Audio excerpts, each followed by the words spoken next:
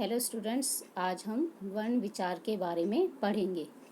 वर्ण वर्ण क्या होता है, सबसे पहले हम इसे जानेंगे। वर्ण जिसे हम अक्षर भी कहते हैं।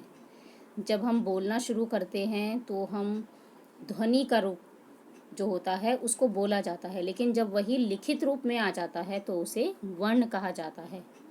भाषा का मौखिक रूप ध्वनि कहलाता है और जब वह लिखित रूप में आ जाता है तो उसे वर्ण कहते हैं। वर्ण भाषा की सबसे छोटी इकाई है जिसके खंड या टुकड़े नहीं किए जा सकते।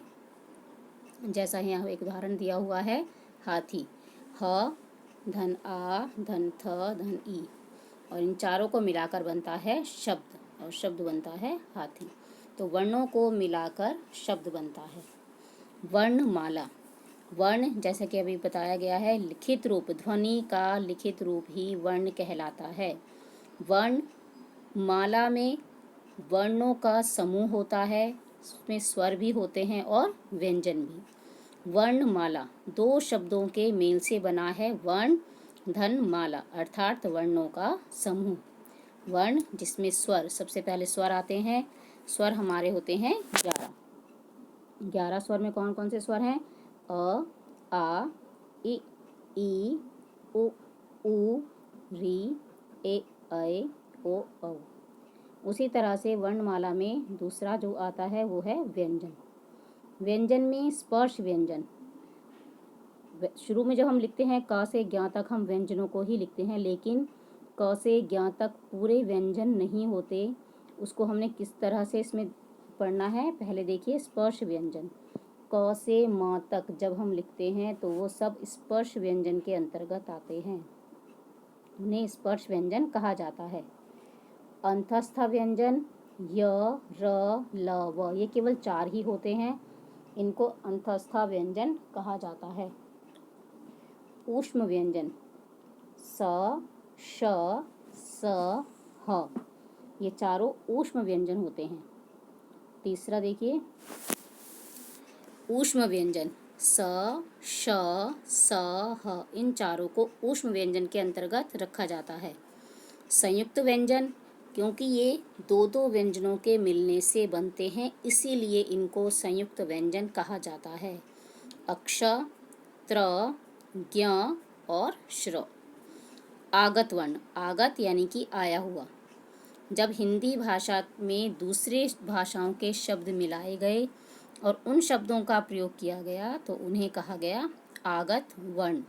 वो कौन से हैं? सबसे पहले है अ, जिसे हम औगत की मात्रा भी बोलते हैं। फिर दूसरा है ज और फ।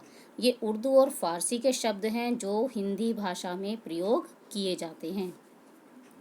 उक्षिप्त वर्ण, ड और ढ के नीचे जब बिंदु लगा दिया जाता है तो इनका उच्चारण बदल जाता है। ये फिर ड नहीं रहता, ये बन जाता है अड़, और ढ नहीं है, ये हो जाता है अढ़। उड़ना, पढ़ना, इस तरह से इनका उच्चारण किया जाता है। वर्ण के 2 भेद होते हैं, जैसे कि ऊपर बताया गया था, पहले स्वर और दूसरा व्यंजन। अब इसको हम पढ़ेंगे।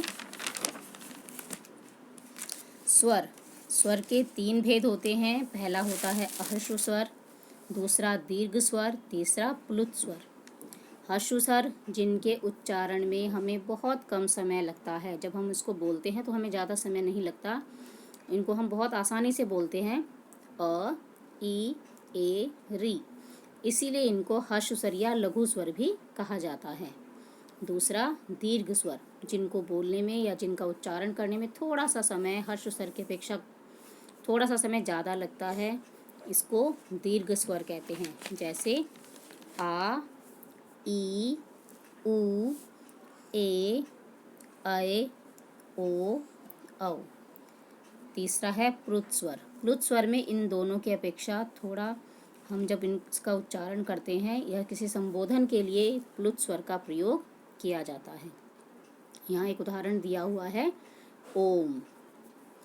अनुस्वार, अनुस्वार के बारे में भी आप जानते ही हैं। जब हम बिंदु लगाते हैं तो उसको हम बिंदु नहीं बोलते, उसको हम अनुस्वार कहते हैं। स्वर जब हम लिखते हैं शुरू में तो अ से अह तक लिखा जाता है, लेकिन स्वर जो होते हैं केवल अव तक होते हैं। अंग और अह को हम स्वरों में इनकी गिनती नहीं करते, क्योंकि ये स्वतंत्र रूप से नहीं बोले जा सकते हैं, इनका अपना अलग से कोई प्रयोग नहीं होता है। इसलिए इनको ना तो स्वरों में लिखा जाता है और ना ही व्यंजनों में। इसीलिए इसको कहते हैं अनुस्वार। अनुस्वार में सिर्फ शिरोरेखा के ऊपर एक बिंदु आती है, इसी को अनुस्वार कहते हैं। उसी तरह से अनुनासिक, शिरोरेखा यानी कि एक लाइन के ऊपर जब हम चंद्र और बिंदु लगाते हैं तो उसको अनुनासिक बोलते हैं, लेकिन इनका उच्चारण जब किया जाता है तब हमें इसका सही रूप समझ में आता है। अब इसका उच्चारण अगर आप हम करेंगे झंडा, तो जब स्वर तब आवाज़ केवल नाक से निकलती है। मंदिर, लेकिन जहाँ पर नाक और गले दोनों से आवाज़ें जब निकलती हैं तब उसे अनुनासिक कहा जाता है, जैसे सांप, आंगन।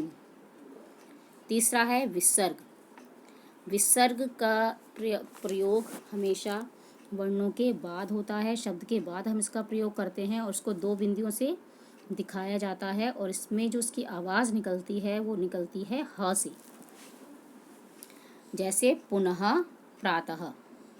दोबारा एक बार देखेंगे, अनुस्वार जिसमें सिर्फ लाइन के ऊपर हम जो बिंदु लगाते हैं उसको हम अनुस्वार बोलते हैं।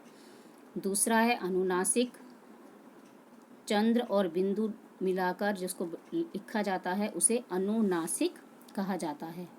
विसर्ग, विसर्ग हमेशा वर्णों के बाद यानी कि शब्दों के बाद इसका प्रयोग होता है और इसकी जो उच्चारण है इसका ह के रूप में किया जाता है। सभी स्वरों की अपनी मात्राएं हो, सिर्फ एक अ ऐसा है जिसकी अपनी मात्रा नहीं होती। बाकी जितने भी स्वर हैं ये आ, ई, उ, री, ए, ओ, औ, इनकी सबकी मात्राएं होती हैं और ये अधिकतर मात्राओं के रूप में भी प्रयोग किए जाते हैं व्यंजनों के साथ में। स्वर के बाद अब हम पढ़ेंगे व्यंजन। व्यंजन जैसा कि अभी पहले हमने बताया आपको, व्यंजन कई प्रकार के होते हैं। पहला स्पर्श, दूसरा अंतस्थ, तीसरा ऊष्म, चौथा है संयुक्त व्यंजन। अब संयुक्त व्यंजन, जब दो व्यंजनों के मेल से कोई व्यंजन मिलाकर बनाया जाता है उसे संयुक्त व्यंजन कहते हैं। अक्ष, त्र, ज्ञ और श्र, ये चार व्यंजन संयुक्त व्यंजन के अंतर्गत आते हैं। इन चारों को हम संयुक्त व्यंजन में रखते हैं। अब अक्ष को देखो, क, नीचे हलंत लगा हुआ है, धन श, धन अ, यानी कि दो व्यंजन क और श के मिलाने से अक्षत्र बनता है। त्र, त, र और अ, क्योंकि हर एक व्यंजन के साथ स्वर जुड़ा हुआ होता है, बिना स्वर के हम व्यंजनों का उच्चारण नहीं कर सकते, इसलिए जब भी हम व्यंजन लिखते हैं तो उसके साथ हमें हमेशा स्वरों की सहायता लेनी पड़ती है। तीसरा है ज्ञ, ज, अय और अ को मिलाकर बनता है ज्ञ। श्र, श, र और अ को मिलाकर बनता है श्र। तो ये चारों जो हैं ये संयुक्त व्यंजन कहे जाते हैं, क्योंकि ये दो व्यंजनों के मेल से बनते हैं, इसीलिए इनको संयुक्त यानी कि मिला हुआ, जब दो व्यंजन मिलते हैं तो उसको मिलाकर जो व्यंजन बनता है उसे संयुक्त व्यंजन कहा जाता है। संयुक्त व्यंजन के बाद दूसरा व्यंजन हमारे पास आता है द्वित्व व्यंजन। जब एक व्यंजन अपने ही जैसे व्यंजन से जुड़ा होता है तो वह द्वित्व व्यंजन कहलाता है। इसमें पहला व्यंजन स्वर रहित और दूसरा व्यंजन रहित, व्यंजन स्वर सहित होता है। अब इसको देखेंगे, जब हम द्वित यानी कि दो व्यंजन, जब दो व्यंजन एक जैसे होते हैं लेकिन पहले वाले व्यंजन में स्वर नहीं होता यानी कि वो आधा होता है, और दूसरा दूसरे के साथ स्वर जुड़ा हुआ होता है यानी कि पूरा, लेकिन दोनों का स्वरूप समान ही होता है। जैसे पहले का है तो दूसरा भी का ही होगा, पहला माँ है तो दूसरा भी माँ ही होगा, यानी कि दोनों का स्वरूप समान यानी कि समान व्यंजन होते हैं दोनों, लेकिन दोनों में फ़र्क क्या होता है कि पहला आधा होता है और दूसरा पूरा होता है। और दोनों को जब मिलाकर कोई शब्द बनता है तो इस तरह से देखिए, उदाहरण में दे रखा है क के नीचे हलंत लगा हुआ है, यानी क जो है वो आधा है, धन क पूरा क यानी कि इसके साथ स्वर है तो कक, और इसको मिलाकर अगर हम शब्द बनाते हैं बनता है पक्का। उसी तरह से द प्लस द और इनको मिलाकर बना दद, और इसका अगर हम शब्द बनाएं रद, या कोई भी ऐसा शब्द हम बना सकते हैं, तो इन्हें द्वित्व व्यंजन कहा जाता है।